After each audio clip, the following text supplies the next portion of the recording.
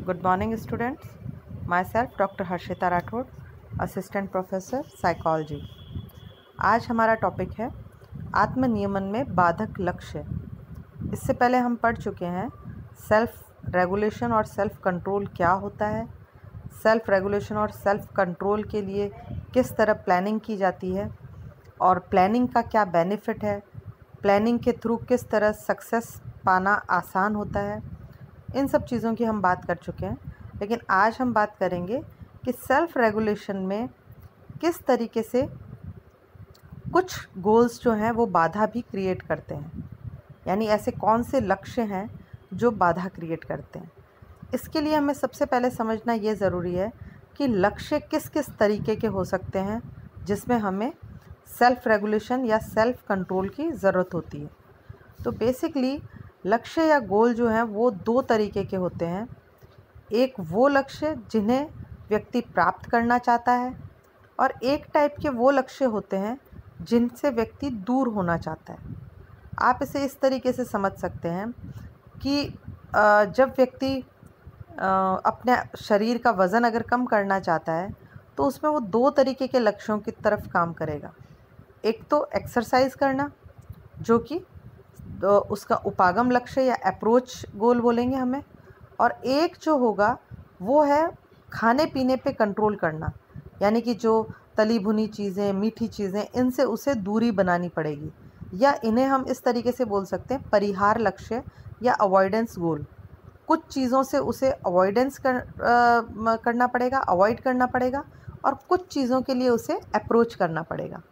तो इस तरीके से जो लक्ष्य हैं वो दो तरीके के हैं, ये अब आपको समझ आ गया होगा। तो यहाँ हम जो बात कर रहे हैं कि आत्मनियमन और आत्मनियंत्रण व्यक्ति किस तरीके से करता है, तो ये देखा गया है कि व्यक्ति किस तरह के किस तरीके के गोल डिसाइड करेगा, उस पे डिपेंड करता है कि वो उसमें आत्मनियमन या आत्मनियंत्रण कितना होगा। ये देखा गया है कि व्यक्ति जब अप्रोच या अवॉइडेंस दो अलग अलग टाइप के गोल रखता है तो उसका उन लक्ष्यों की प्राप्ति की तरफ जो प्लानिंग है वो भी चेंज हो जाती है। और जब कुछ लक्ष्य होते हैं जो कि अप्रोच वाले लक्ष्य हैं वो उसको सेल्फ रेगुलेशन में हेल्प करते हैं, जबकि जो अवॉइडेंस वाले लक्ष्य हैं जिनसे बचना है या जिन उद्देश्यों से उसे दूरी बनानी है, जिन लक्ष्यों से दूर होना है, वो व्यक्ति को सेल्फ रेगुलेशन और सेल्फ नियमन में प्रॉब्लम क्रिएट करते हैं। वो उसको उसमें हेल्प आउट नहीं करते सेल्फ रेगुलेट करने में। अब ये किस तरीके से काम करता है, इसे जानने के लिए हम थोड़ा सा डिटेल में पढ़ेंगे अप्रोच गोल्स होते क्या हैं। देखिए, फिर से इसमें एक जो डेफिनेशन के तौर पे हम ले सकते हैं, तो देखिए, उपागम लक्ष्य सकारात्मक परिणाम देने वाला होता है जिन्हें व्यक्ति प्राप्त करके एवं उनका निर्वहन करने की उम्मीद करता है। सिंपल सी चीज़ है, अभी मैंने आपको जब बताया कि अप्रोच गोल का मतलब है कि व्यक्ति उन गोल्स को रखता है जिसे वो अप्रोच करता है, जिसे वो प्राप्त करना चाहता है, जिसकी तरफ वो आगे बढ़ना चाहता है, और वो सोचता है कि इन लक्ष्यों को प्राप्त करने से वो उसे सकारात्मक परिणाम देंगे। तो इसमें किस किस तरीके के गोल आ सकते हैं आप देखिए, जैसे अपने सहपाठी से अच्छे संबंध बनाना, शारीरिक रूप से स्वस्थ रहने के लिए एक्सरसाइज करना। उपागम लक्ष्य बेसिकली पॉजिटिव काइंड ऑफ या पॉजिटिव मानक को लेकर चलते हैं, सकारात्मक या पॉजिटिव जो स्टैंडर्ड्स हैं उनके ऊपर ये कार्य करते हैं। और आत्मनियमन का कार्य इसमें क्या होता है कि वर्तमान जो स्थिति है और जो हमारा मानक या स्टैंडर्ड है उनके बीच की दूरी को कम करना। यानी आज यदि कोई व्यक्ति मोटा है और यदि वो चाहता है कि मैं पतला हो जाऊं थ्रू एक्सरसाइज, तो क्या होगा कि वो एक्सरसाइज कर करके, यानी कि जो उसका स्टैंडर्ड लक्ष्य है उसके पाने के लिए वो कोशिश करेगा, सेल्फ रेगुलेट करेगा, अपने आप को नियमित एक्सरसाइज करेगा और वर्तमान स्थिति और मानक स्थिति के बीच की दूरी को कम करता हुआ अपने लक्ष्य तक पहुँचेगा। यदि एक बच्चा क्लास में फर्स्ट आना चाहता है, ये उसका एम है, तो ये किस तरीके का एम है, ये अप्रोच एम है, या इसे हम अप्रोच गोल कहेंगे, क्योंकि वो पढ़ाई करके उस लक्ष्य को पाना चाहता है। आज वो जिस स्थिति में है और जो उसकी स्टैंडर्ड स्थिति है कि वो क्लास में फ़र्स्ट आना चाहता है या अच्छे मार्क्स लाना चाहता है, वो पढ़ाई कर के इन दोनों के बीच के गैप को कम करेगा। तो बेसिकली जो अप्रोच वाले लक्ष्य हैं, उनमें आत्मनियमन या सेल्फ रेगुलेशन के द्वारा वर्तमान स्थिति और मानक स्थिति के मध्य दूरी को कम किया जाता है। तो इसे आप अब अच्छे से समझ चुके होंगे कि अप्रोच गोल्स में आत्मनियमन का मुख्य उद्देश्य वर्तमान स्थिति और निर्धारित मानक स्थिति के मध्य जो भी डिस्क्रिपेंसी है, यानी कि जो भी दूरी है, जो भी उनमें डिस्क्रिपेंसी यानी कि विसंगतता है, उसे दूर करना होता है। इसी तरह यदि हम परिहार लक्ष्य की बात करें तो जैसा मैंने आपको बताया, परिहार यानी अवॉइडेंस, यानी दूर करना, परिहार करना, किसी चीज़ से दूर होना। तो ये बेसिकली का बताया गया है कि परिहार लक्ष्य वे लक्ष्य होते हैं जो नकारात्मक परिणाम देते हैं या नकारात्मक परिणाम वाले होते हैं। नकारात्मक का मतलब यहाँ नेगेटिव फीलिंग से नहीं है, मतलब आज आप कुछ कर रहे हैं, आप आत्मनियमन के द्वारा उस चीज़ को छोड़ना चाहते हैं, ये नेगेटिव सेंस है इसमें।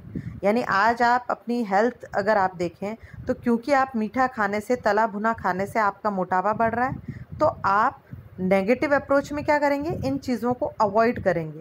तो अवॉइड करना यानी धीरे धीरे इनसे दूर होना, तो ये नकारात्मक परिणाम है, आप उस चीज़ से, उस गोल से दूर होना है। तो इसमें लोग अपनी जो नापसंद या जिनसे वो पसंद नहीं करते या जिससे उन्हें दूर रहना है, उन गोल्स को अपनाते हैं और धीरे धीरे उनसे दूरी बढ़ाते हैं। तो एक तरीके से यहाँ ये कह सकते हैं हम कि आत्मनियमन या सेल्फ रेगुलेशन के लिए जो क्रिया है, वो क्रिया व्यक्ति को वर्तमान स्थिति और उसकी जो आदर्श स्थिति है उसके बीच में दूरी को बढ़ाएगी। यानी आदर्श स्थिति मीठा जो है खाने का, और आज आपकी जो स्थिति, आप मोटे हैं, तो धीरे धीरे आप मीठे से दूर होंगे। सेल्फ रेगुलेशन अगर आप करते हैं कि मुझे मीठा नहीं खाना है, तो आप अपनी उस आइडियल स्थिति जो है उससे आप दूरी बढ़ाने लगते हैं। इसे ही हम अवॉइडेंस गोल कहते हैं। तो इस तरीके से वस्तुओं से दूरी बनाना जिन्हें हम नहीं चाहते, वो हमारे लिए आगे चलकर लाभप्रद होता है। तो इस तरीके का जब हम गोल बनाते हैं कि किसी चीज़ से दूरी बनाएं, तो वो परिहार लक्ष्य के अंतर्गत आता है। तो अब हम देखेंगे कि परिहार लक्ष्य और जो उपागम लक्ष्य है, इनसे संबंधित कई सारे स्टडीज़ हो चुकी हैं, कई इन पे कार्य हुए हैं। और जैसे एमॉन्स और केसर जो कि एक साइकोलॉजिस्ट हैं, इन्होंने 1996 में जो कार्य किया, उसके आधार पे इनकी जो फाइंडिंग्स आई वो बताती हैं कि जिस किसी व्यक्ति के लाइफ में अप्रोच गोल्स की बजाय अवॉइडेंस गोल्स की अगर अधिकता है, तो ऐसा व्यक्ति सांवेगिक रूप से भी अस्थिर पाए गए। अर्थात होता है ना, कई लोगों का एक बेसिक टेंडेंसी होती है कि वो हर चीज़ को अवॉइड करने लगते हैं। टेंशन से बचना है, चीज़ों को अवॉइड कर दो। किसी चीज़ को वो उसका कन्फ्रंटिंग अप्रोच नहीं होती, उसका सामना करने की कोशिश नहीं करते। और सामना ना करके एग्ज़ाम्स में फ़ेल होने से बचना है, पढ़ाई करना ही छोड़ दो। किसी कंपटीशन में फ़ेल होने से बचना है, कंपटीशन ही देना छोड़ दो। मोटे होने से बचना है, हम तो खाना ही छोड़ देंगे, हम तो उपवास रखेंगे। ये क्या है, ये बेसिकली, लेकिन हम एक्सरसाइज नहीं करेंगे जो आपको बेसिकली फ़िट बना सकती है। ठीक है, आप अवॉइड कर रहे हैं मीठा खाना, जो एक्स्ट्रा खा रहे हैं उसको आप अवॉइड कर रहे हैं, वो अच्छी चीज़ है, लेकिन साथ में आपको हेल्दी हैबिट्स भी तो रखनी पड़ेगी, एक्सरसाइज भी तो करनी पड़ेगी, वो हम नहीं कर सकते। तो कहने का मतलब, जिन लोगों की लाइफ में ज़्यादातर अवॉइडेंस वाले लक्ष्य हैं कि वो चीज़ों को छोड़ देते हैं, उनसे दूर भाग जाते हैं, ऐसे व्यक्ति सांवेगिक रूप से भी अस्थिर पाए गए, यानी इमोशनली वो स्टेबल नहीं थे। ये एमॉन्स और केसर ने अपनी स्टडीज़ के द्वारा बताया। इसी तरह और भी दैनिक जीवन में कई लोगों पे इसका रिसर्च की गई। तो शेल्डन और एलियट जो थे, ये भी एक साइकोलॉजिस्ट हैं, जिन्होंने 1997 में इस तरीके के जो नकारात्मक गोल्स हैं और उससे व्यक्ति में नकारात्मक जो मनोदशा है, उसके ऊपर उन्होंने स्टडी की और पाया कि जितना व्यक्ति अप्रोच गोल्स को लेके चलेगा, उतना ही उसमें नेगेटिव मनोदशा जो है, यानी मेंटल स्टेट जो है, उससे वो बचेगा। जितना ज़्यादा वो अवॉइडेंस गोल लेके चलता है, उसकी मानसिक स्थिति उतनी ही खराब होने के चांसेस रहते हैं।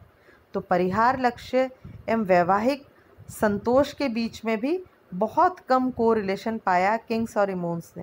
यानी जो व्यक्ति अवॉइडेंस लेके चलते हैं, बीवी झगड़ रही है या पति झगड़ रहा है, उससे दूरी बना लो, उससे बात मत करो, ज़िंदगी ऐसे ही चलने दो, तो ऐसे में उनमें वैवाहिक संतोष भी बहुत कम पाया जाएगा।